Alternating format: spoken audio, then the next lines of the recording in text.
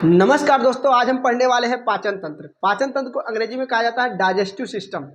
Digestive system कहने का मतलब जो पाचन तंत्र, पाचन का मतलब होता है जो कठिन और मतलब जो कठोर पदार्थ हैं उनको छोटे तरल पदार्थों में बांटने को पाचन कहा जाता है। तंत्र का मतलब होता है किसी काम को करने के लिए जो उसमें जुड़ा हुआ एक बहुत बड़ा तंत्र होता है, एक बहुत बड़े अंगों को मिलकर एक समूह कर एक सिस्टम जो चलाते हैं उसी को तंत्र कहते हैं।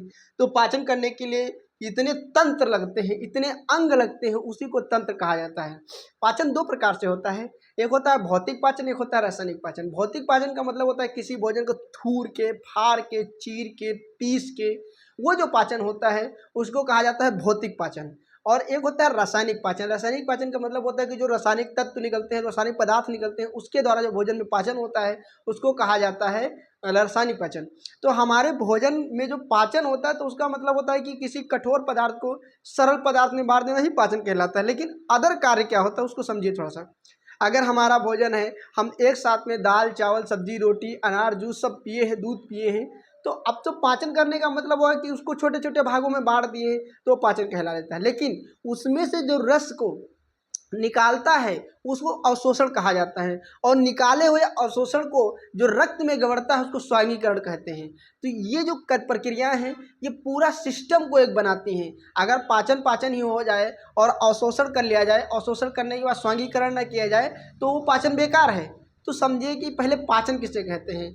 अगर हम अपने हाथ के द्वारा मुंह तक भोजन लाते हैं तो हमारे ओठों का कार्य होता है भोजन को पकड़ना, आगे के दांतों का कार्य होता है भोजन को पकड़ना, लेकिन आगे के जो बगल में दांत होते हैं उनका काम होता है भोजन को चीरना, और जो दो दांत होते हैं उसका काम होता है फाड़ना, और लास्ट वाली जो दाढ़ होती है उसका कार्य होता है भोजन को पीसना। हालांकि हम दांत के चैप्टर में इसको विस्तृत पढ़ाएंगे क्योंकि बहुत बड़ा चैप्टर है कि दांत कितने प्रकार के होते हैं। 4 प्रकार के होते हैं। उन जो प्रकार के दांत होते हैं उनमें 4 प्रकार के दांतों में अलग अलग प्रकार के कार्य होते हैं, तो वो अलग से चैप्टर रहेंगे। जिसमें अब जो हमारा भोजन है उसको उलट पलट करने का कार्य जो करते हैं वो जीभ का काम करता है। जैसे कि जीभ एक फावड़ा के समान होता है, भोजन को उठाता है पलटता है, उठाता है पलटता है। अब हमारे भोजन में क्या है, अब हमारे भोजन में मुख्य कार्य जो बनेगा, ये तो भोजन मतलब पाचन हो गया भौतिक पाचन, लेकिन अब रासायनिक पाचन क्या होगा उसको समझिए। हमारे मुंह में 3 प्रकार की ग्रंथियां पाई जाती है जिसे लार ग्रंथियां कहा जाता है, जो 3 जोड़ी होती हैं, जिनका नाम है अधोहन, अधोजक्का और अधोमैक्सिकला। जिसमें से 4 प्रकार के पदार्थ निकलते हैं। एक होता है जिसका नाम टाइलिन होता है। टाइलिन का काम होता है मांड बनाना। मांड का मतलब होता है मीठा बनाना। जिसमें आप समझ लीजिए पर डे आपके जो मुंह से 1.5 लीटर लार निकलता है, जिसमें 4 पदार्थ होते हैं। 4 पदार्थ इस तरीके से होते हैं। लाइसोजाइम होता है जो जीवाणुओं को नाश करता है। जब हम अपने होता क्या है, जब हम अपने हाथों से गंदे हाथों से खाना खा लेते हैं या फिर खाना में किसी गंदी प्रकार की बैक्टीरिया होती है तो हमारे मुंह तक जाते जाते जो लाइसोजाइम नाम का पदार्थ होता है वो भोजन में उस बैक्टीरिया को मार देता है। अगर मारने के बाद एक होता है एंजाइम जिसका नाम है टाइलिन नाम और टाइस्टेटिस। ये जो एंजाइम होते हैं इनका कार्य होता है भोजन को हल्का सा मीठा बनाना। हमारे भोजन को जो आप कभी मुंह में रोटी रख लीजिए, उसको चुबलाते रहिए, फिर वो धीरे धीरे क्या होती है, हल्का सा मीठी लगने लगती है। वो जो कार्य होता है टाइलिन नामक एंजाइम का कार्य होता है। अब हमारी रोटी में पानी कौन डालता है, वो काम करता है म्यूकस। म्यूकस नाम का जो एंजाइम निकलता है उसका कारण काम होता है भोजन को चिपचिपा बनाना। जब हमारा भोजन चिपचिपा बन जाता है, वो पानी गबड़ के जब मसाला की तरह अच्छे से तैयार कर देता है, तो हमारा भोजन ग्रास नली के द्वारा भोजन हमारा आमाशय में जाता है। तो ग्रास नली में किसी प्रकार का पाचन नहीं होता, लेकिन ग्रास नली की जो नली होती है वो सिकुड़ती फैलती रहती है। जब हम पानी पीते हैं तो पानी भर की जगह देता है, और जब हम खाना खाते हैं तो थोड़ा सा बड़ी हो जाती है। तो उसका कार्य होता है सिकुड़ना, क्योंकि वो क्रमाकुचन करता है। अगर वो ना करे तो अगर कोई सामान डालेंगे तो भट्ट से नीचे गिर जाएगा, ना कि बीच में रुक रुक के आएगा। तो उसका कार्य होता है सिकुड़ना। जब कोई हल्की चीज़ पी रहे तो सिकुड़ जाती है, खा रहे तो थोड़ा सा बढ़ जाती है। तो वो क्रमाकुचन करके भोजन को आमाशय में भेजता है। हालांकि ग्रसनी में किसी प्रकार ग्रास नली में किसी प्रकार का पाचन नहीं होता है।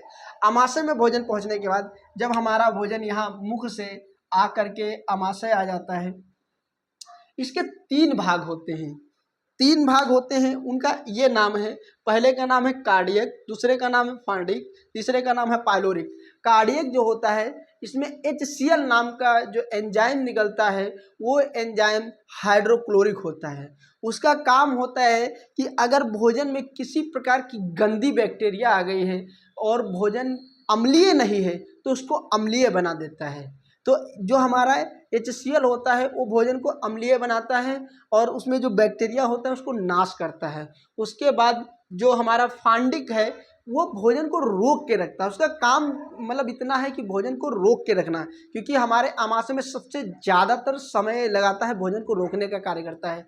अब हमारा भोजन यहाँ पे रुका हुआ है तो रुके थोड़े ना, उसमें भी कुछ क्रिया होगी।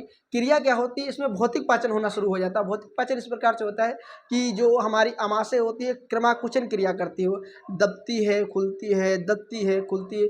और ये जो कारण होता है डायफ्राम की वजह से होता है, क्योंकि डायफ्राम भी ऊपर नीचे होता रहता है और हमारी आमाशय भी थोड़ा ऊपर नीचे दाएं बाएं हो रही है, जिसमें इसमें एक मोटे मोटे रेशे पाए जाते हैं। उन रेशों में भोजन बराबर टकरा कर नाचता गोलता घूमता फिरता है, तो वो छोटे छोटे टुकड़ों में बढ़ता रहता है। और 4 घंटा अगर आप किसी रोटी को पानी में डाल करके और एक गिलास से घुमाते रहिए चम्मच से, तो अपने आप सोच लीजिए वो कैसा गल जाएगी। जब गल जाएगी उसके बाद पाइलोरिक जो होता है, अब पाइलोरिक जो क्षेत्र है आमाशय का, उसमें क्या होता है, जठर रस निकलते हैं। जठर रस इसलिए निकलते हैं कि हमारे भोजन में, अब ऐसा तो नहीं कि सिर्फ रोटी रोटी खा ली और घुमा दी और गल गया पच गया, कुछ हम ऐसे पदार्थ खाते हैं जिनको पचाने के लिए हमको रसों की ज़रूरत पड़ती है। जैसे कि हम दूध पी रहे हैं तो उसको पचाने का कार्य कौन करता है, पाइलोरिक करता है, जिसमें जठर रस निकलता है। इसमें एक रेनिन नाम है, रेनिन नाम का जो एंजाइम निकलता है,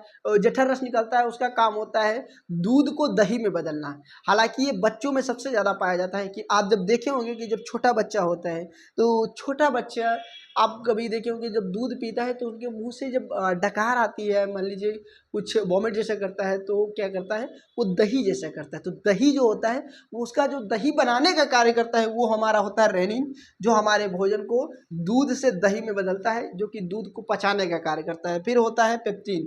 पेप्टिन क्या करता है, हमारे भोजन को हमारे भोजन के जो प्रोटीन है, अब मान लीजिए हम दूध पिए हैं, दूध में कैल्शियम है, तो कैल्शियम को पचाने के लिए हमको दही बनाना पड़ रहा है, तो हमारे दूध को बदल रहा है लैक्टोज में।